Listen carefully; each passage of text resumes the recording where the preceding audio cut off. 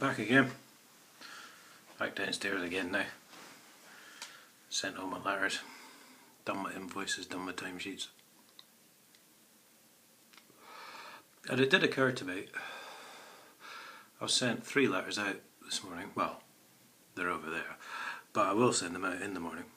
And I have put these up on Facebook and Twitter. And there was the usual suspects, the judiciary, conduct ombudsman and whoever else. Someone else. Oh, the Audit Commission, that's right, yes, the Audit Commission apparently have no powers whatsoever to look into an auditor's dealings of any kind, so that's alright then.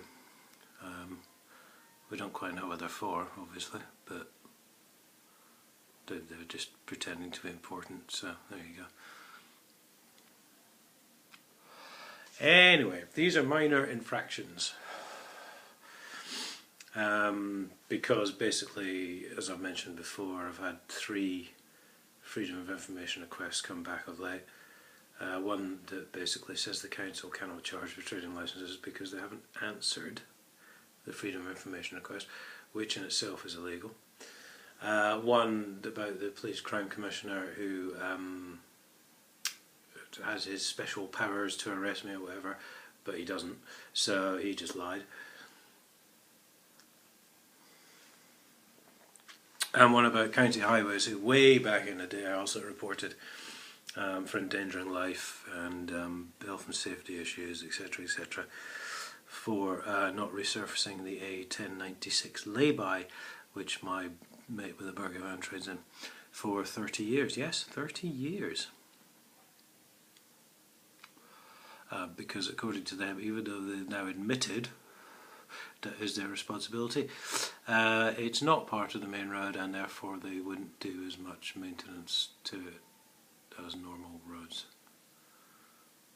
Even though, God, there's about 15 truckers parked in there every night. He does a very good business, passing trade as well, and as I've mentioned before, it has potholes on it that would resemble the size of the craters on the moon, I feel. So quite why we're paying any money at all to anyone in government, I have no idea. But luckily, the trading licence money which the council take has no reflection whatsoever on any, well, providing any services at all. That's just for the trading licence, which my mate never got, ever.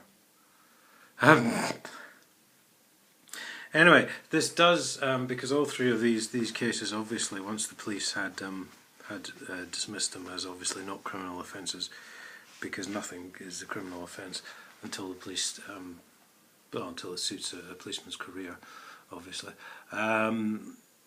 So they dismissed all these cases, so obviously I'd gone to the various professional standards, IPCC, all this sort of thing, and miraculously, I mean miraculously, every single copper was cleared of any wrongdoing ever. So this does rather pose a problem though now for the IPCC, because now that these FOI requests have come back with the information that I've now got, and obviously there's more on the way through, now of course every single IPCC investigation is flawed. Yeah. I bet they didn't see that coming. So now they're going to have to do them all again. And if you've seen the letter on Facebook, you'll know obviously what I'm on about. But basically, obviously, because they've cleared every single copper that I've complained about, specifically regarding the council case, but also in other cases too, well, they've just lied, haven't they? I mean, that's misconduct in public office for a start, because now we're starting to find out the truth. You know, about how much money these people have stolen, how much county highways have endangered life. The Police Crime Commissioner is obviously just a bully and a liar, who refuses to answer questions which should be in the public domain.